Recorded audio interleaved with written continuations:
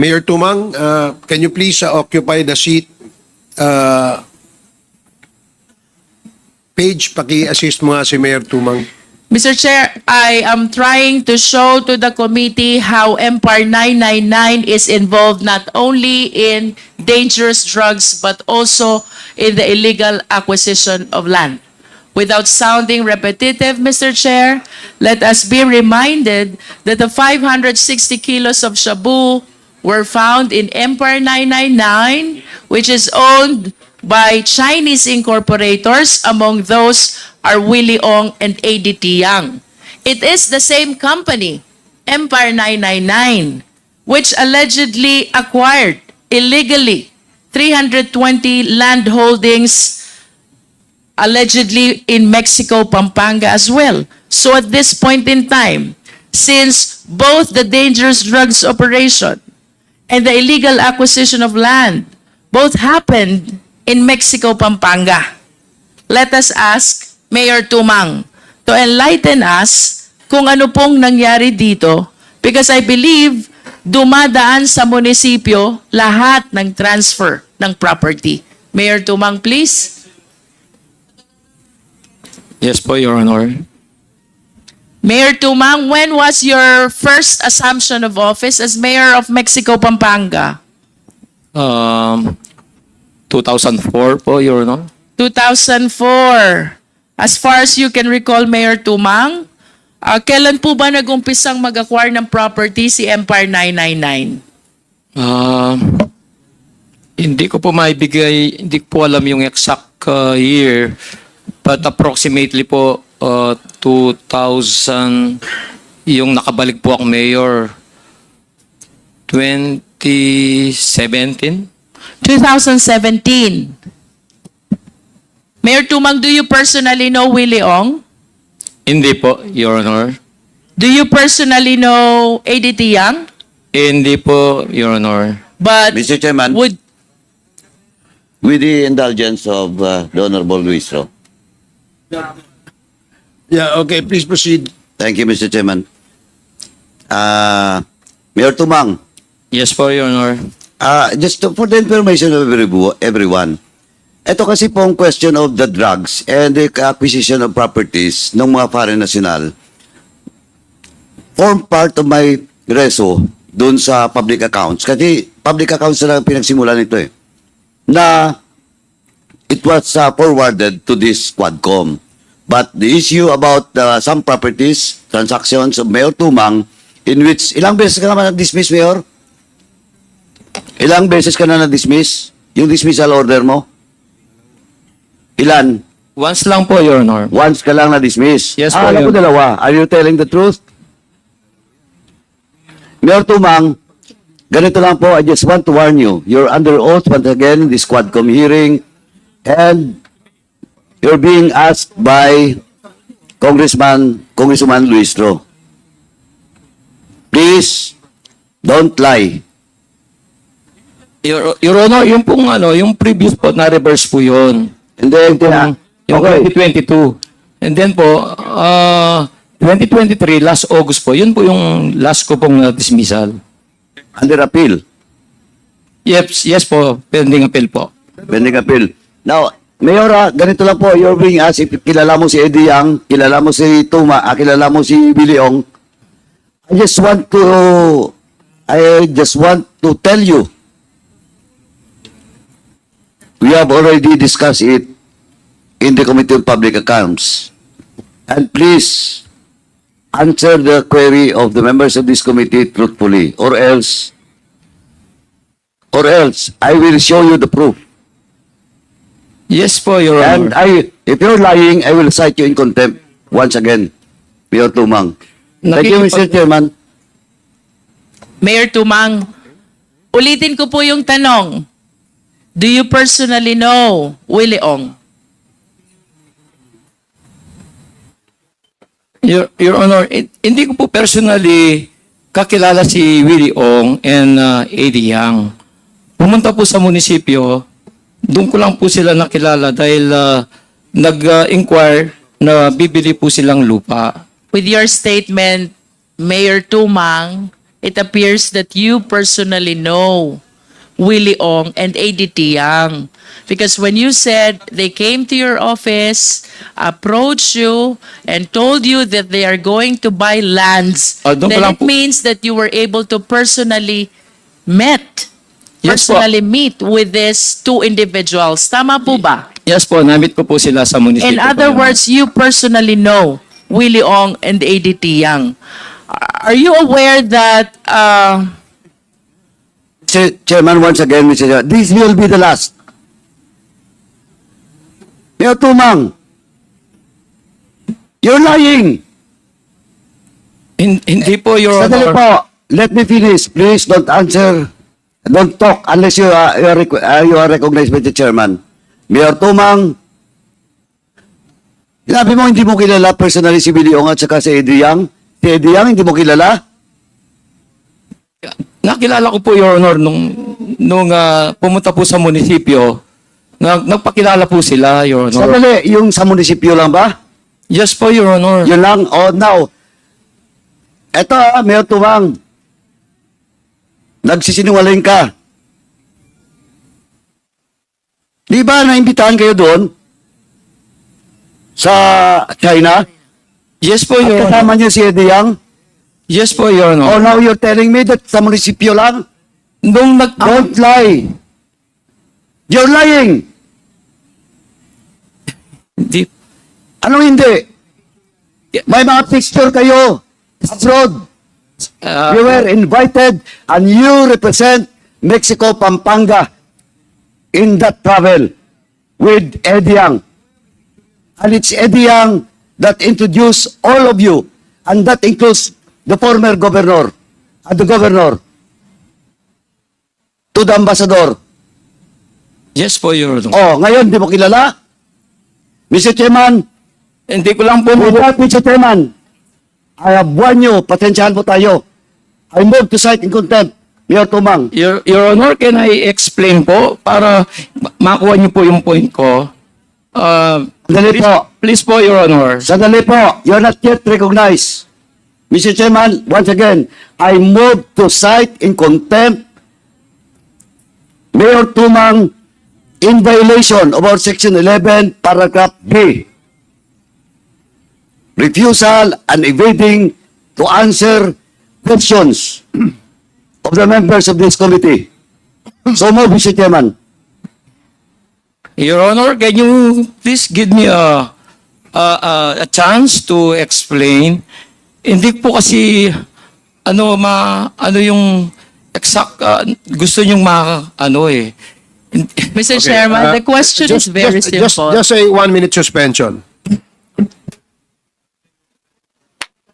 Mayor, try mo mag-explain. Kasi syempre yung personal, hindi naman yung personal na... Hindi ko naman kakilala talaga. Nakilala ako lang sa munisipyo. Opo, emphasize mo na yung meeting sa China after Yes. nagpunta sila sa munisipyo.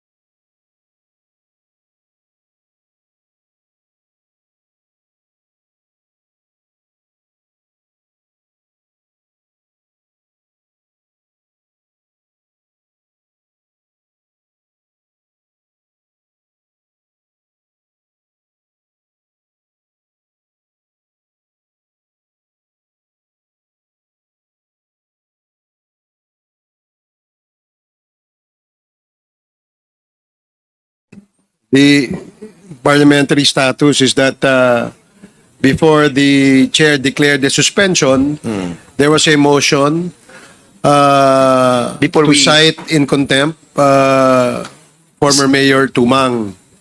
Mr. Chair. And let me finish first. And the former mayor has asked the committee to listen to his explanation.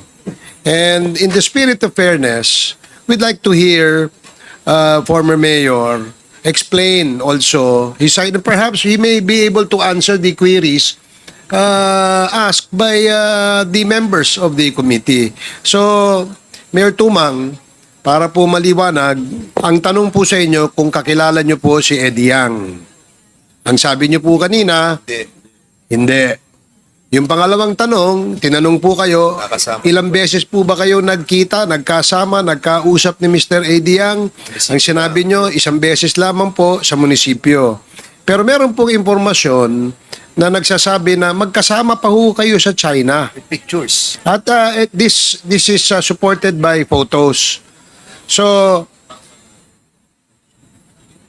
bibigyan po namin kayo ng pagkakataon na sumagot doon sa katanungan ng aming mga kasamahan.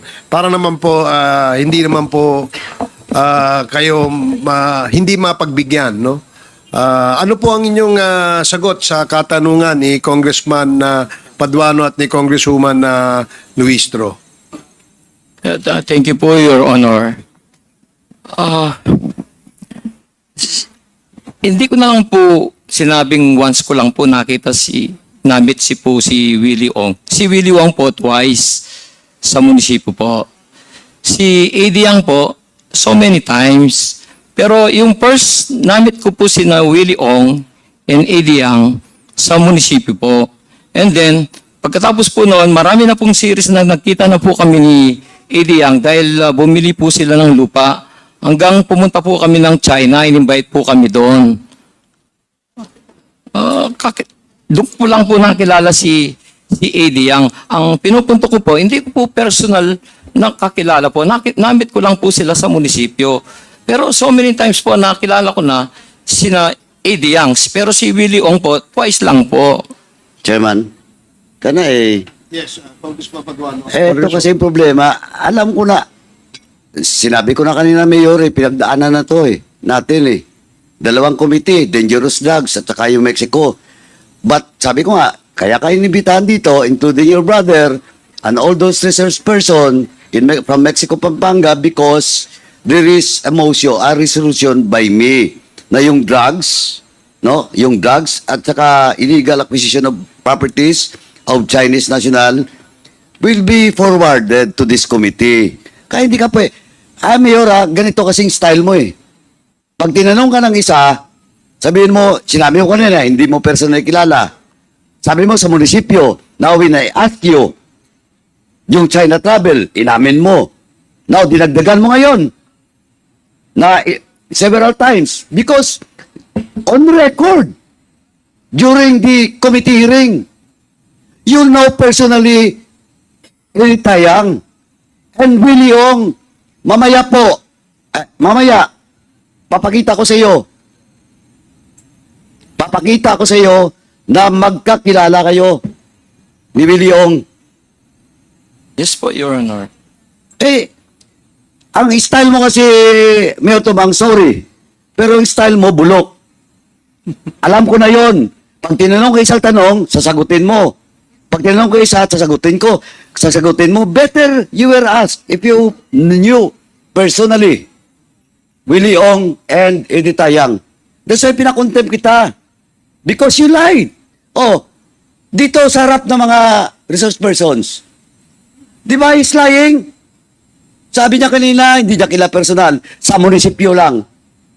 Ngayon, sinabi mo na ngayon, kilala mo si Eddie Yang, you met several times. Twice lang kayo ni Willie Ong. But I will establish to you that you have transactions with Willie Ong. And you will not make transactions with a certain person, especially kung hindi mo siya kilala. And you're lying. Hindi pa tayo umabot doon sa proof ko. Kaya, Mr. Chairman, sabi ko nga naglulukuhan pa tayo dito. Alam mo na, kabisado na namin to. Nako, Mayor, Bigyan natin ng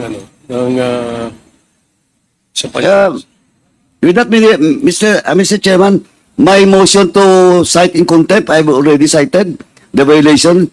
Unless there will be a second or members of this committee will vote in the negative. Hindi po ako nagsisinungaling, Your Honor. Nandito, nakikinig ng mga resource person. Hindi po I ako nagsisinungaling. challenge resource persons present in today's hearing kung totoo ba na sinungaling siya o hindi. Alam ko na kasi, Mayor, yung sasagot mo. Ilang beses na po tayo nagkita Ang mga- sa mga hearings. Kaya nga na-contempt ka rin nung nakaraan, di ba? Yung mga sagot ko po, pare-pares lang po, Your Honor. Anong parehas? You're lying to your teeth. Hindi po ako nagsisinungaling, Your Honor. Mr. Chairman, anyway, sabi niya, it still stand, hindi siya nagsisinungaling. Once again, Mr. Chairman, I just like to manifest once again that my motion to cite in contempt Mayor Tumang still stands. Thank you, Mr. Chairman.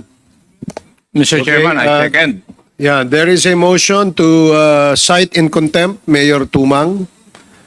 And this was duly seconded. Hindi po ako Are there- nagsisinungaling, Your Honor. Are there any objections? Point of order. Point of order.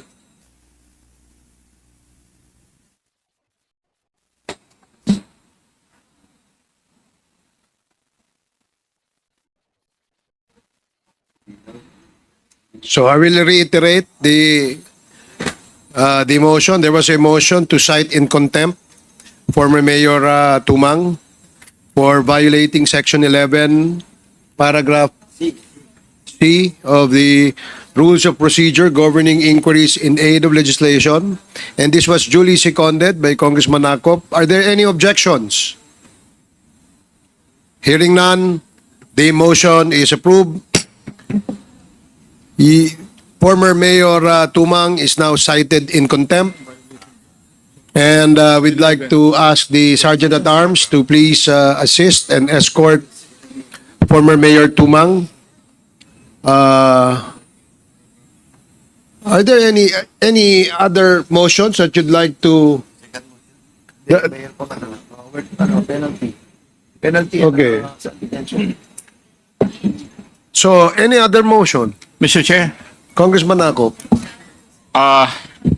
before I file or I move for the second motion, please allow me to explain why I seconded the motion of the Honorable Caraps Paduano.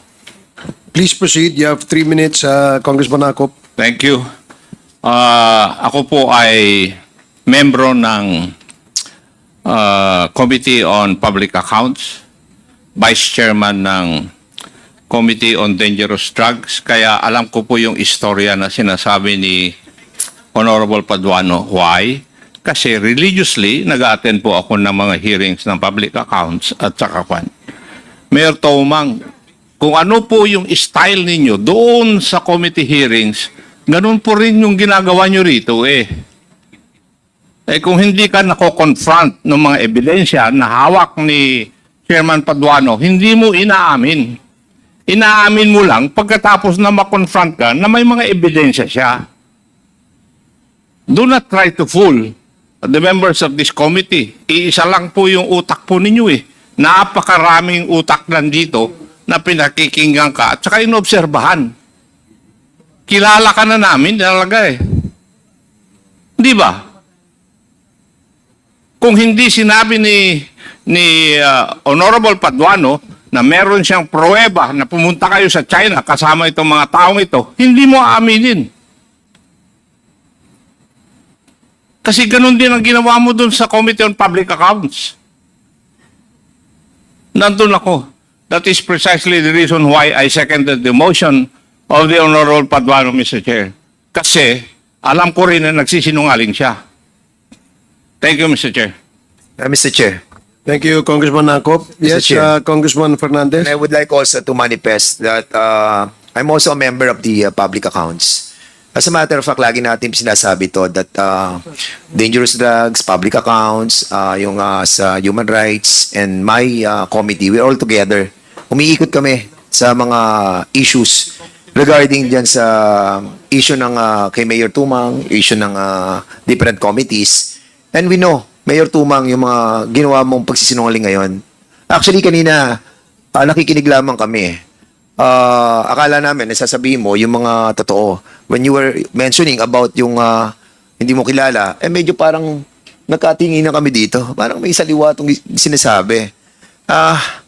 It's hard, no? Sana wag po kayo magpaawa, no? Dahil hindi kami maaawa sa inyo, dahil hindi po kayo nagsasabi ng totoo. Your Honor, But of course, let me finish. We'll be giving you a chance. Doon, pinag-usapan na po natin to ng mga maraming hearings sa public accounts. And we have a lot of evidences showing you yung pinakita namin mga pictures and even manifested by the different resource persons. And now, babaguhin ninyo inyong statement? And that's the reason why hindi ko na po matiis. Kanina, I was trying to ask Chairman Paduano to reconsider and to withdraw and give you another chance. Pero still, you're trying to lie dito sa committee ito. We elevated your issue on this Quadcom para sabihin mo yung mga sinabi mo doon at i-manifest mo dito. But unfortunately, hindi mo po ginagawa. Yun lamang po, Mr. Chairman. Okay, salamat, Congressman Fernandez. So, before we took a short break, the chair recognized Congresswoman Luistro, and at the moment, she still has the floor. So, you can proceed now, Congresswoman Luistro. Mr. Chair, I Chair. believe that they still have a pending motion. Okay, so if there's They're about to move. if there is another motion, the chair would like to hear the motion. Congressman Akop? Mr. Chair, since former Mayor Tumang was cited in contempt by this committee, may I move that former Mayor Tumang be meted the penalty of being confined dito po sa premises of the House for the period until the committee report of this Quad Committee is finished. So move, Mr. Chair. There is a motion to detain Second. former Mayor Tumang in the House detention facility until the committee terminates its hearing on the issue of drugs and Pogo. Any second? Duly seconded. Any objections? Hearing none, the motion is approved.